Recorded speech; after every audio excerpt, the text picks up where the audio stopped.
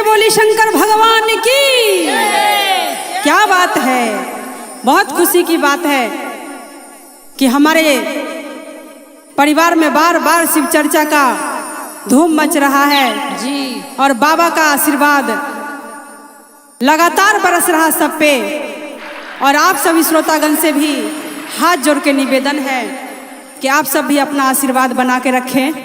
तो आइए मधु दीदी। हाँ बोली कविता जी। हो दिल बाहो गईले दीवाना हो गुरु सरनिया के। क्या बात है, क्या बात है। हो दिलवा हो गईले दीवाना हो शिव गुरु सरनिया के। दिलवा हो गईले दीवाना हो शिव गुरु सरनिया के। दिलवा हो गईले दीवाना हो शिव गुरु सरनिया के। गुरु सरनिया के शिव गुरु सरनिया के। गुरु सरनिया के शिव गुरु सरनिया के। दिलवा हो गईले हर हर महादेव। दिलवा हो गईले दीवाना हो गुरु सरनिया के। दिलवा हो गईले दीवाना हो गुरु सरनिया के। हो गईले दीवाना हो गुरु सरनिया के। और क्या कहते हैं पूनम दीदी? हाँ लागल रह के ये बाबा दाया बरसावत हो मनमा दीवाना बतनमा दीवाना। मनवा दीवाना हो तनवा दीवाना। हो मनमा दीवाना हो तनमा दीवाना। मनवा दीवाना हो तनवा दीवाना। आहो दुनिया हो गईले दीवाना हो गुरु सरनिया के। दुनिया हो गईले दीवाना हो गुरु सरनिया के। मनवा हो गईले दीवाना हो गुरु सरनिया के। दिलवा हो गईले मनवा हो गईले दीवाना हो गुरु सरनिया के। हो गईले दीवाना हो शिव गुरु सरनिया के। ए गुरु भैया दीवाना गुरु बहिना दीवानी। भैया दीवाना गुरु बहिना दीवानी। हो भैया दीवानी गुरु बहिना दीवानी। भैया दीवानी गुरु बहिना दीवानी। हो लोगवा हो गईले दीवाना हो गुरु सरनिया। लोगवा हो गईले दीवाना हो गुरु सरनिया हो लोगवा हो गईले दीवाना हो गुरु सरनिया। लोगवा हो गईले दीवाना हो गुरु सरनिया ए दिलवा हो गईले दीवाना हो गुरु सरनिया के। हो दिलवा हो गईले दीवाना हो। चढ़ जइहा गुरुजी के ऊपर। दिलवा हो गईले दीवाना हो शिव गुरु सरनिया के। ए दिलवा हो गईले दीवाना हो गुरु सरनिया के। जय हो बोली शंकर भगवान की। जय। आइए बहना, एक गुरु बहना थी। जैसे हम लोग सब कुछ घर परिवार सब छोड़ के गुरु के शरण में आते हैं शिव चर्चा करने, ऐसे ही वो भी बेचारी जाती थी। और उनके पति देव जो थे वो शराबी थे। वो गुरु भैया बहुत शराब पीते थे और उस गुरु बहिना को मारते भी थे बहुत। दोनों टाइम पीते थे। दोनों टाइम बेचारी बहुत दुखी रहती थी। जब भी चर्चा में जाती थी तो उसका कभी चूड़ी फूटा हुआ, कभी गाल पे निशान, कभी माथ पे निशान, क्योंकि मारता ही था इतने बुरी तरीके से। तो जब आती थी तो सब गुरु बहिना उसको ताना मारती थी कि ये बहिना तुम ऐसा भेष में क्यों आती हो। तो बोलती थी कि बहिना पता नहीं शिव गुरु के कब दया होगा कि ये दारू पीना छोड़ेंगे और हमें मारना छोड़ेंगे। लेकिन फिर भी वो गुरु भैया सुधरने का नाम नहीं ले रहे थे। कोई कोई होते हैं जिनको ऊपर से ही वरदान मिलता है मिलता है दारू पीने का। तो वो बहिना बहुत दुखी हो गई, अत्यंत दुखी हो गई। अपने बेटा से बताई, बेटा बाहर में रहता था, बेटा से बताती थी, बहू से साड़ी मांगती थी, साड़ी नहीं देती थी, चूड़ी नहीं देती थी बहू। बेटा से फोन करती थी, बेटा आ जाओ, हमें बहुत बुरा हाल है, आ करके एक बार मिठाई खिला जाओ। ओहो, वो भी बेटा भी बोलता था कि है पागल कहीं के, काहे जाती हो चर्चा में, तो जब मारते हैं जाती हो तो चर्चा, जब मारते हैं तो मत जाया करो, क्या मिलता है चर्चा में जाके। तो कहता था, ए बाबू तू बाहर में सुखी रहते हो, घर परिवार सुखी रहता है उन्हीं के कृपा से। जय शिव जय शिव। लेकिन कोई नहीं मानता था। बेटी से फोन करके बोली कि ए बेटिया, सब बहिना वहाँ पे चुंदरी ओढ़ के आती है नमः शिवाय का, मुझे भी एक चुंदरी ला के दो। बेटिया बोली कि भाग, क्या शिव चर्चा में मिलेगा, कहाँ शिव चर्चा में नमः शिवाय लगा रखी है, नहीं है हमारे पास चुंदरी उंदरी। ओहो, गुरु बहिना फूट फूट के घर में रो रही है। ऐसे ही आवाज आया चर्चा का, वो ऐसे ही लेटाइल अपना उठी और भागते हुए शिव चर्चा में गई। शिव जी बुलाए, शिव जी बुलाए, जा करके वहाँ जैसी बैठे और फूट फूट के रो रही है। तो एक गुरु बहिना पूछी कि ए बहिना काहे इतना रोती हो।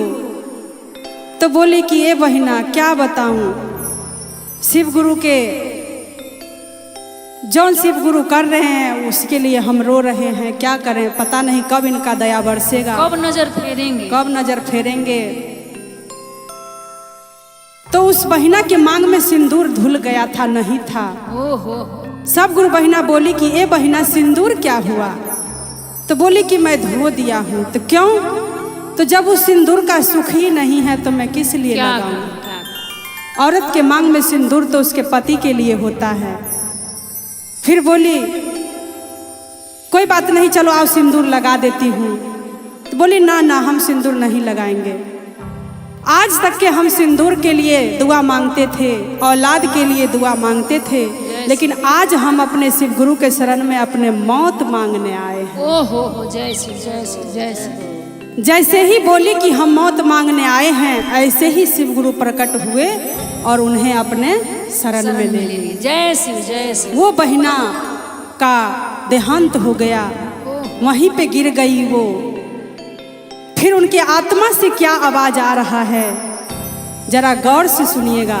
जी सुनाइए सुनाइए, जय शिव जय शिव। घरबा में मारला हो पियावा, दुआरबा पर मारला हो राम।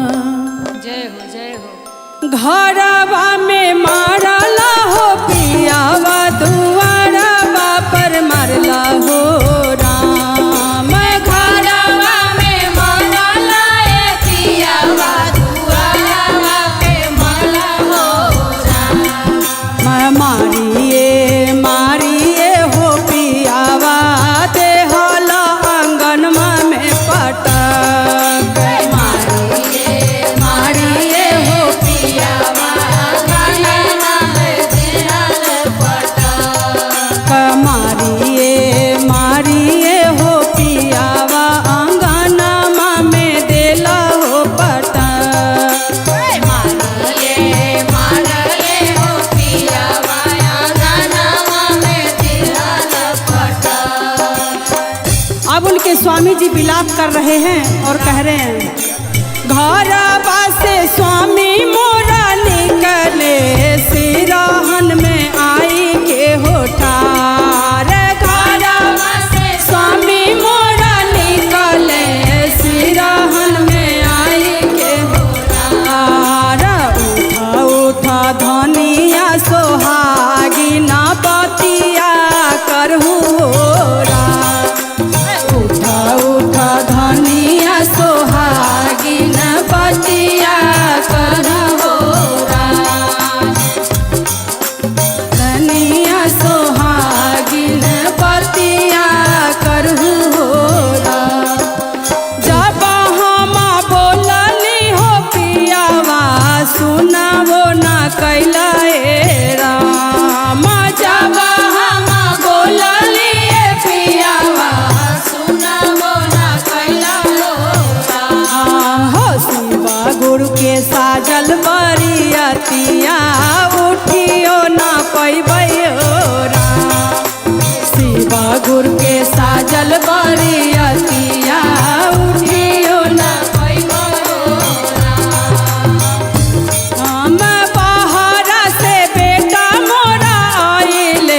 कोठरिया में बैसले हो राम। बाहर से बेटा मोरा आइले कोठरिया में बैठले हो राम। माँ उठा उठा माँ में सोहागिन मिठाइया खाहू हो राम। उठा उठा माँ में सोहागिन मिठाइया खाइया हो राम। जब हम मांगा लिया हो बेटावा चॉकलेटा वो ना देला हो राम। जब हम मांगा लिया बेटावा चॉकलेटा वो ना देला हो राम। हो शिवा गुरु के साजल बरियतिया उठियो ना पैबै राम। शिवा गुरु के साजल बरियतिया उठियो ना पैबै राम। ससुरा से बेटी मोरा आइले मुँहमा पकड़ी हो रो। ए ससुरा से बेटी मोरा आइले मुँहमा पकड़े हो रो। ए उठा उठा माँ में सोहाग सरिया पहिरहु हो राम। उठा उठा माँ में सोहागिन साड़िया पहिरे हो राम। साड़िया मांगा लिया है बेटिया गुदारियो ना देला हो राम। साड़िया मांगा लिया है बेटिया गुदारियो ना देला हो राम। शिवा गुरु के साजल बरियतिया लौटियो ना पैबै हो राम। शिवा गुरु के साजल बरियतिया लौटियो ना पैबै राम। शिवा गुरु के साजल बरियतिया लौटियो ना पैबै हो राम। शिवा गुरु के साजल बरियतिया लौटियो ना पैबै हो राम।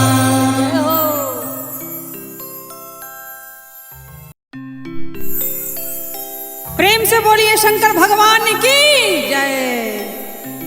आइए आज फिर से हमारे श्रीधाम परिवार में शिव चर्चा का आयोजन रखा गया है।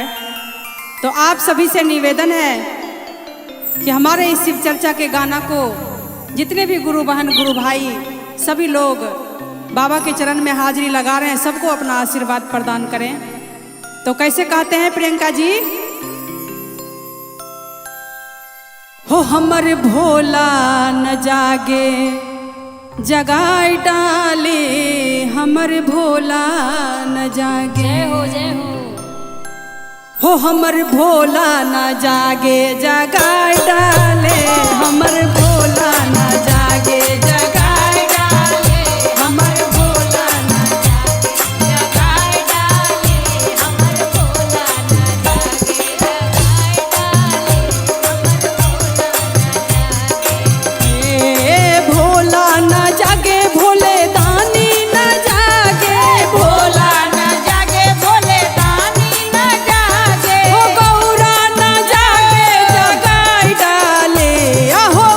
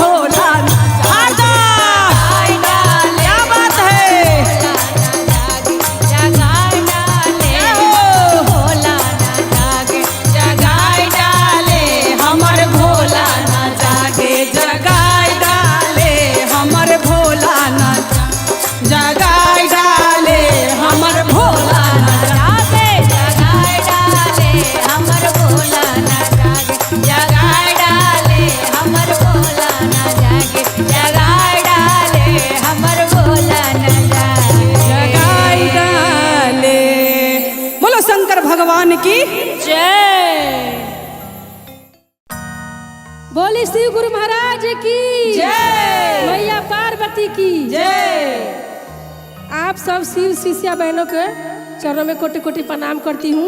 हमारा हरेंद्र भैया के प्रणाम, हमारा लीलम दीदी के प्रणाम, साथ साथ में गुरु भैया गुरु बहनों के प्रणाम है। हमारा प्रणाम स्वीकार कीजिए। आइए आप लोग के बीच एक शिव चर्चा गीत लेके आ रही हूँ। पसंद आए तो जरूर लाइक शेयर करिएगा। बोलिए हरा हरा महादेव की जय। चली कैसे गाना बा कि भोला राउर बसा के गजबे सवारी बा, कि भोला राउर बसा के गजबे सवारी बा। भोला राउर बसा के गजबे सवारी बा। भोला राउर बसा के गजबे सवारी बा। भोला राउर बसा के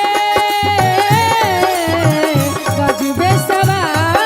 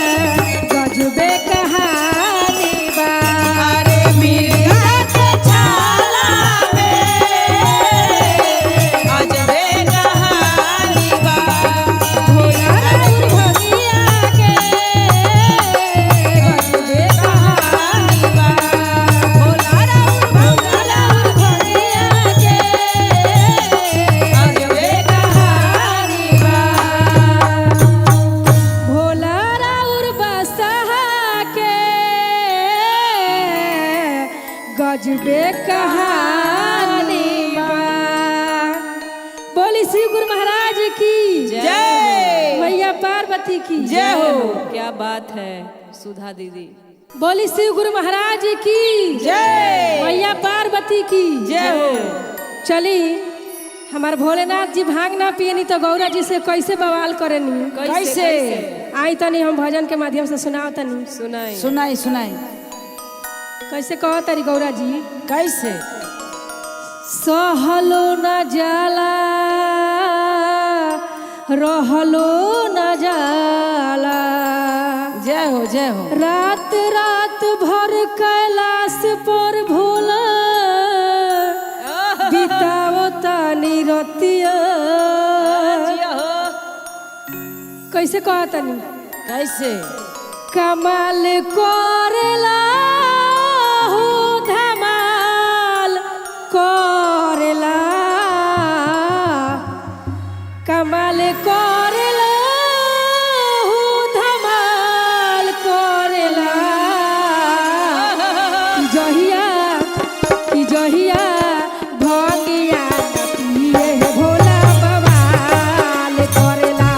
ओ जहिया भंगिया न मिले भोला बवाल करेला। कमाल करेला हो धमाल करेला। कमाल करेला हो धमाल करेला। कि जहिया भंगिया न मिले बड़ा बवाल करेला। कि जहिया भंगिया न मिले बड़ा बवाल करेला।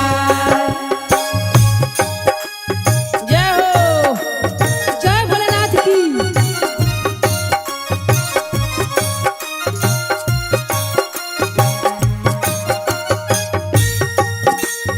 घर में घुसते गौरा रानी कही कही के बोलावस हो। कही कही के बोलावस। घर में घुसते गौरा कही कही के बोलावे हो। कही कही के बोलावे से। घर में घुसते गौरा रानी कही कही के बोलावस हो। कही कही के बोलावस। घर में घुसते गौरा रानी कही कही के बोलावस हो। कही कही के बोलावस। भंगिया पिए से पहिले खूब गौरा के फुसलावस हो। गौरा के फुसलावस हो। भंगिया पिए से पहले गौरा के फुसलावस हो। गौरा से बतियावस। खड़े खाड़ कुछ देर खड़े खाड़ कुछ देर खड़े खाड़ कुछ देर खड़े खाड़ कुछ देर खड़े खाड़ कुछ देर नैना चार करेला। कि जहिया भंगिया न पिए भोला बवाल करेला।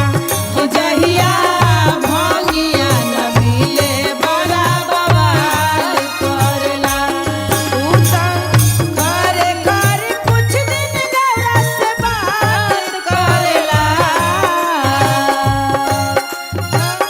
करे करे कुछ देर लाचार करेला। जहिया भंगिया न पिए भोला बवाल करेला। जहिया भंगिया न पिए बड़ा बवाल करेला। और भोला जी कैसे कहा तनी पार्वती जी के खुश करे खातिर? कहा तनी तू हो महारानी गौरा हम हई महाराजा हो। हम हई महाराजा। तू हो महारानी गौरा हम हई महाराजा हो। हम हई महाराजा। तोहके लाइब गौरा हम नीचा से सोना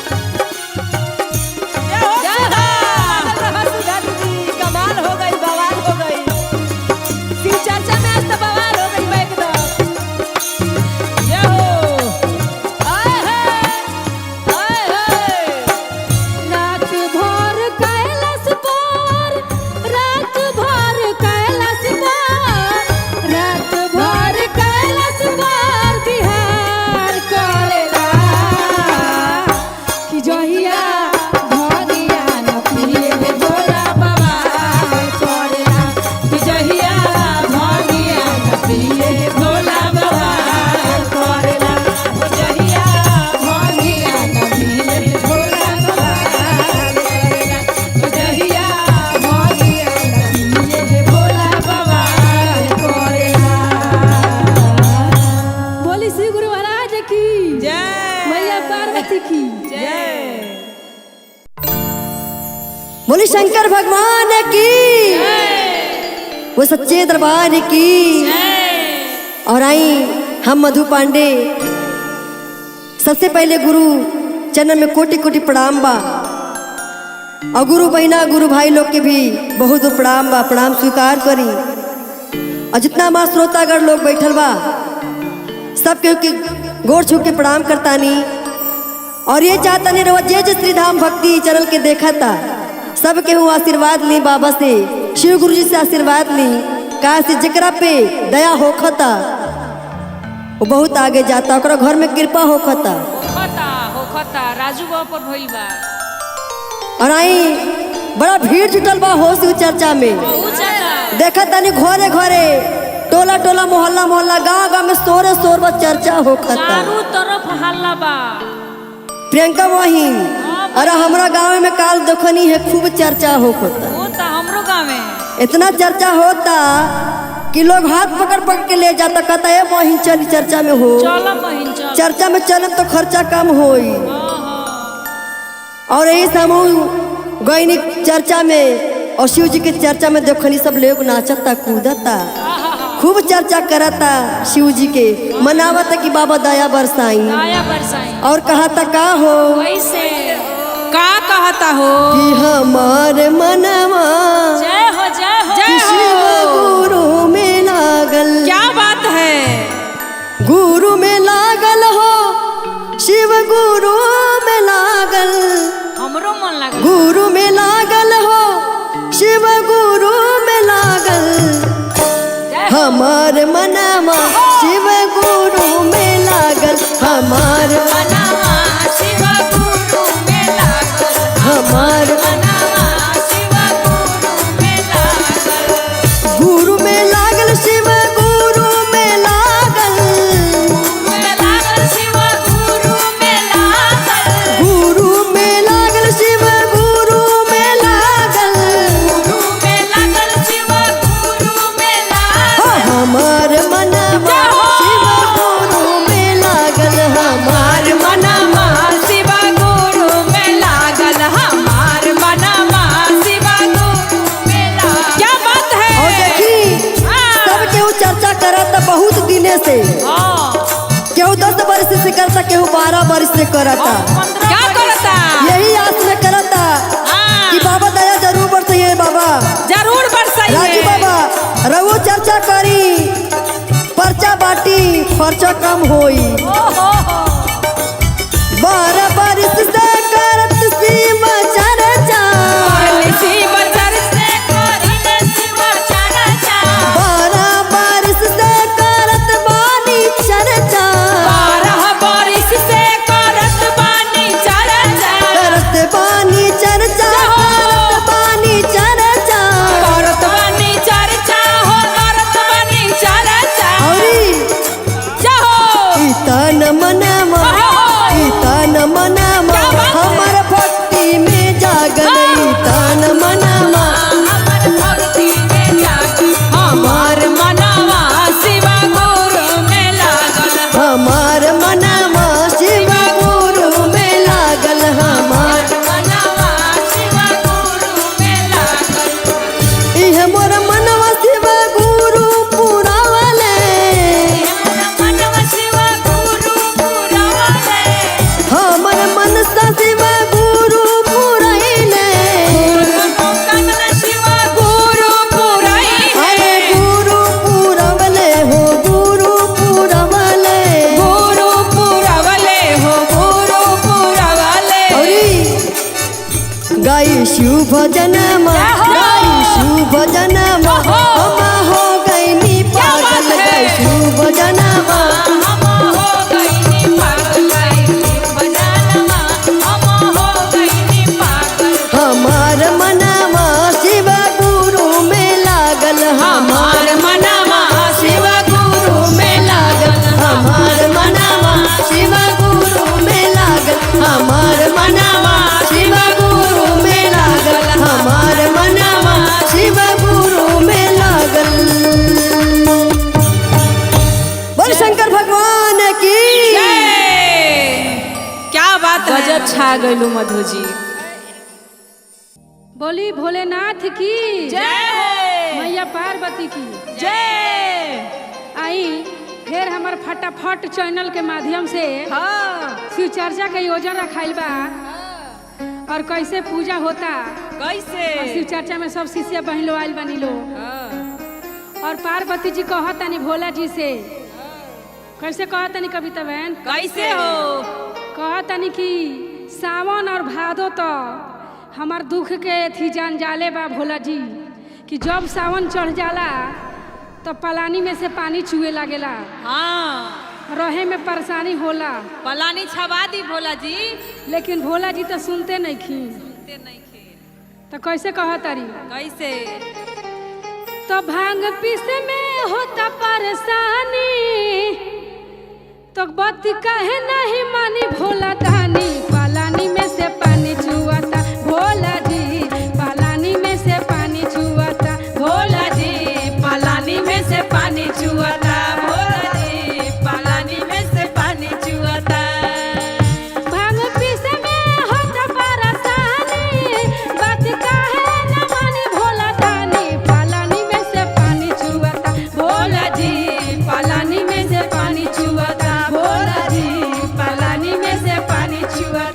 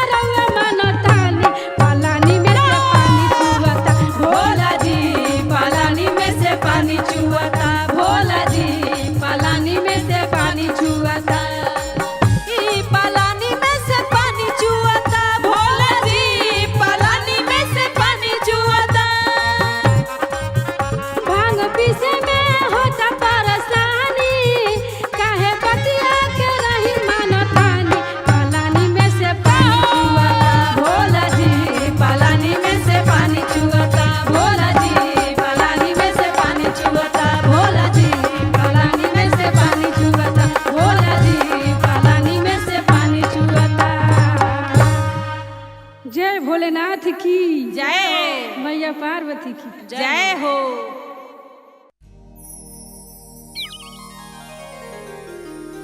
आई भैया, हमारा है सिरधाम भक्ति में शिव चर्चा के पूजा रखाइल बा। हाँ सब बहिना लोग, शिष्या बहिना लोग जुटल बनी लो। सब हमार भैया लोग भी जुटल बनी लो। हाँ और गाना चलत आना धुन शिव चर्चा वाला एकदम फटाफट वायरल में, फटाफट राते राती फटाफट वायरल हो जाता गाना। हाँ। तो कैसे गाना बा? कैसे? ये हमारा श्रीपति जी के लिखल गाना है। श्रीपति जी। वाह वाह वाह। नहीं, हमारे पति जी जो हैं भोलेनाथ के वरदान है और इनके ही आशीर्वाद। चलो सुनाबो। कैसे लिखले मनी वहाँ के गाना? कैसे? रौरे सेवा खवाए बाबा सगरो जहानावा हो, तब काहे कैनी दुई भाव हो। तब काहे कैली दुई भाव हो ए बाबा, तब काहे कैली दुई भाव हो। रौरे सेवा खवाए बाबा सगरो जहानावा हो, तब काहे कैनी दुई भाव हो। ए बाबा, तब काहे कैली दुई भाव हो बाबा, तब काहे कैली दुई भाव हो। केहू खाते खाते मरे, केहू बिना खइले हो, कैसन राउरइने साफ हो।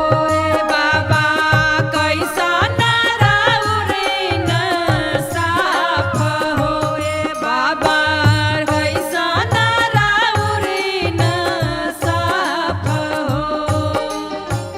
केहू खाते खाते मरे, केहू बिना खइले हो, कैसन राउरइने साफ हो।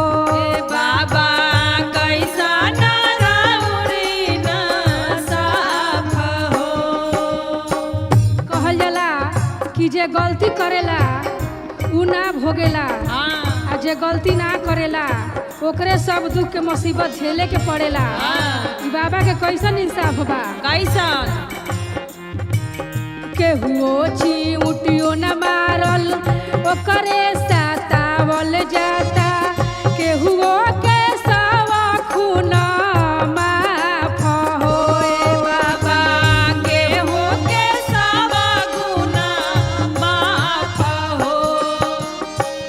केहू ना चिउटियो मारल, ओकरो सतावल जाता, केहू के सब खून माफ हो। ए बाबा केहू के सब गुना माफ हो। और कैसे कहता भगत? कैसे भगत? कहता कि देखी बाबा कैसा रहू अलाचारी हमरा ऊपर कैसे करतानी। हाँ केहू के दिहनिए बाबा सोना औरी चनिया हो, हमरो ना दिहनिया आशीर्वाद हो। ए बाबा हमरो ना दिहली आशीर्वाद हो।